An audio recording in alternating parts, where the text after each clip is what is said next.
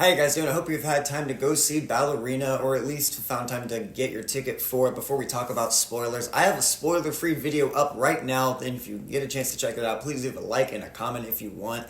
But I really appreciate your time, and I thank you so much for watching these videos. And we're back here talking about Ballerina with spoilers now at home, and I can actually get into the stuff that I think really worked for me as a film overall, while still being a movie that lives in the John Wick world and is really confident in what it wants to be on its own at the same time. I appreciated the balancing act this movie was able to pull off, and that comes from its strengths of using John Wick as well. And that's kind of something I didn't want to get into in the spoiler-free video, because I think that's something you want to be surprised with. I was a little bummed personally, and I was talking about this with my friends we're all big John Wick fans, that I didn't want to see John Wick in the trailers, and they kind of showed that. And I personally felt like that was showing its card a little early, like really revealing the hand and surprise that you want, and I would rather take the Rogue One approach. Granted, they showed Darth Vader in those trailers as well, but like that minimal use to really make his presence impactful. Thankfully, the movie itself understands that, even if the trailers kind of didn't hold restraint, because the movie itself I thought did a great job at least holding restraint with where John Wick shows up, and when he does show up, it did feel earned. And I like actually his addition in being a parallel to Eve in this story. Eve in this story I think started from the beginning of the film, working her way in, is that she starts off as a girl actually raised in this life. She just doesn't quite know it yet, or at least it's kind of insinuated maybe she does a little bit, because the way she reacts to her father and the way her father fights back when these people show up, because essentially there's a whole deal with how her dad dated the daughter of this criminal lord that he was working for, and it's this whole love affair thing. But Eve is the love child of that, so this creates a dynamic where Eve is kind of just born and bred in this life because of tension from other people. And I thought that created an interesting tragic angle with her, where she has such a naturalistic approach to this lifestyle because it only would make sense for her too. Something that I think stands itself out from the other John Wick films is that with John Wick 1, we start off and John Wick is already in the scenario of being an assassin.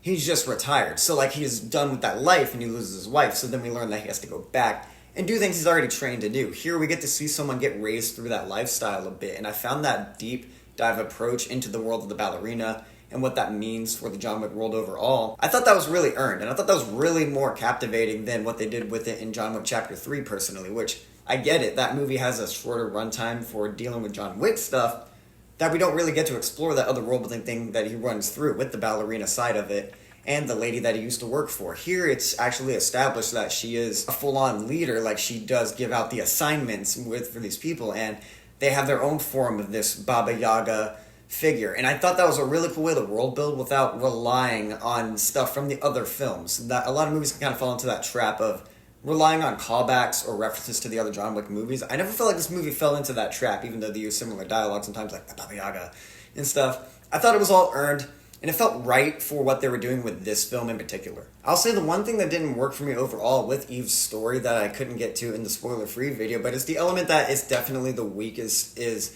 of all the time we do get to breathe with Eve and seeing her get raised through this life and upbringing, we get a weird shoe drop at the end of the movie, or towards the end, where we find out that essentially there was another child involved at the end, back when the movie started, when Eve was a child, that she had a sister. And that whole aspect of the film, I felt kind of grinded what was interesting about the movie to a halt for a second, because I found myself being like, okay, we're going somewhere with this.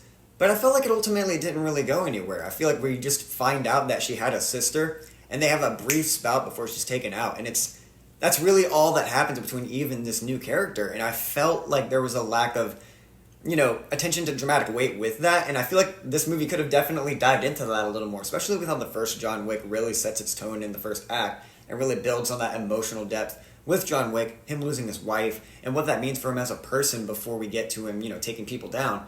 Here, the movie did a great job at having that balancing act in the first half. I wish we kind of got that still in the second half. When she finds out she has a whole sister, this could mean something for her character. We kind of just gloss over that to get to more action. Yet, I will say the stuff with the action and her saving the little girl that parallels her, I thought really worked as well. So it kind of equals out with things I enjoyed. I just wish we kind of maybe showed a little more attention to that area of her learning about her sister, because that could have been a really powerful moment that could have really made this movie sing emotionally, on top of that her, paralleling John Wick, and also her having to save a little girl that parallels her in this could possibly also be raised in this lifestyle. I thought that juggling act was admirable, while the one plot line kind of gets lost in the wayside a bit. That was definitely the weakest aspect of the film for me. Same thing with the antagonistic presence. I thought the villain that Eve was going after, he was fine. He gets the job done, but he's definitely no Bill Skarsgård from John Wick 4 or some of the other antagonists that show up in that series. I just found him, like, he gets the job done.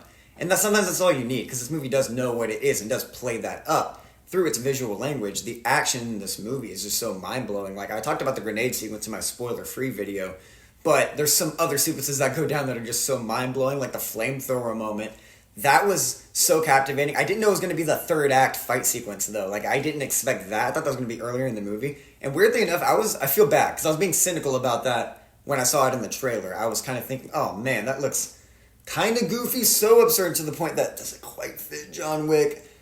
And then watching the movie in execution in the moment with the context leading up to it, it felt so earned. It felt so badass. I just didn't even know what I was thinking with having any doubt on that. The creatives at hand knew what they were doing with that. It really gets you excited because I think Eve at the start of this film, you know, she's told to fight like a girl. She's told to fight and make the terms hers. And that's something she had to learn to do. So throughout the runtime, we see her do that. We see her use the environment to her advantage. If she has the lesser hand in a fight, she will do whatever she can to take that bigger person down with a piece of glass. Ice skating shoes at one point. Like, there's so many cool, inventive ways this movie utilizes its environment to tell us about the character of Eve and her development as an assassin, too. And I thought that was very inventive in the storytelling. It goes to saying that the visual storytelling of these movies is what its greatest strength is. And I thought Ballerina was so exceptional in that. And I do appreciate the character beats here, too. Like, by the end, what we get with John Wick is that we get a moment where he does offer Eve, and it makes sense totally within character, offer Eve an out. This takes place between John Wick 3 and 4, and that was something I kind of had to wrap my head around for a second, because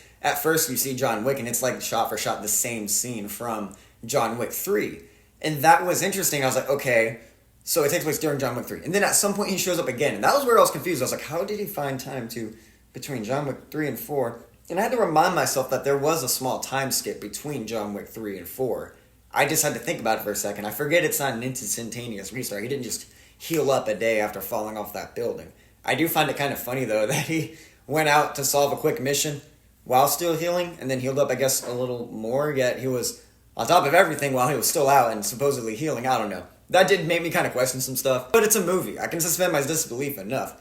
And same thing with, like, certain moments with Eve. Like, certain moments with Eve when she's fighting, she definitely, you feel like she takes a few hits where you're like, I would definitely prefer to see you kind of limp a little bit, struggle, because, like, I think what made those John Wick movies really have that grit to them, that intensity, is that even though John Wick survives these crazy, bombastic scenarios, and so does Eve, I feel like, and this does happen, get fixed towards the later half of the movie, but I think more towards the first half, I found that sometimes Eve would, like, just take massive hits to herself and just get right up like nothing happened, as to where John Wick would kind of like limp and struggle, but that's what makes it more badass. I would love to see Eve kind of struggle with that a bit when she takes a hit, maybe gets knocked out and she has to like take a breath, recollect herself. There are some moments where she just gets up and brushes certain hits off, like grenades, that explosions that happen, but like a literal step next to her. I could have found reactions from that a little more like, oh my god, I'm disoriented, I need to like take a second. With that being said, it's a small nitpick, genuinely didn't ruin the experience. It's just in comparison to like adding to that intensity. I loved what we got. I just wanted more of that. So it's more of a looking at a movie I'm really enjoying and being like, how can we kind of spice it up even more? That's what I love about this movie and the John Wick films in general, is they give you that. They give you that deliverance to where you want more, even though the runtime doesn't need to be longer. It's like these movies know when to end. I really found it nice that John Wick gives Eve that option to get out and be like, listen, I don't even want to kill you. I'll give you a second. I'll give you till midnight because you're my target. But other than that, just good luck. Like, I like that John Wick is at that point in the character. It makes sense for him after what he's gone through with 1, 2, 3, that he would do that for Eve in this case. It makes it to where it doesn't make sense. Like, Eve doesn't just beat him in a fight. John Wick doesn't just kill her, making that unsatisfying. It feels like the only way they could have tied that in to make it feel earned and still make it a part of Eve's character arc, her paralleling John Wick and showing how she's different. I thought that really worked, and it was an inventive way to work in a tie-in, because they could have easily just shown John Wick and have it be the John Wick show, but I never felt like he overshadowed Eve in her story. I thought he was utilized, but it never took away from Eve's story as well. That's something I really appreciated about Ballerina as a whole. Another thing I really appreciated about the very conclusion of this is that it doesn't take its time with it. It's really unapologetic. The villain just doing this monologue or whatever, teasing Eve, and Eve just clocks him. Done. And I really appreciate that because that's totally within Eve's character while still just trying to save this little girl. But it's like, dude, just he's only going to continue this life cycle for her. He's only going to hurt this girl even further that Eve's trying to protect. Of course, Eve would do that. It was a great moment for her character. I just found that very well earned, and it didn't feel like it was a joke. It didn't feel played off for laughs. It felt right. Unlike, certain other movies we've gotten with villains getting defeated unceremoniously.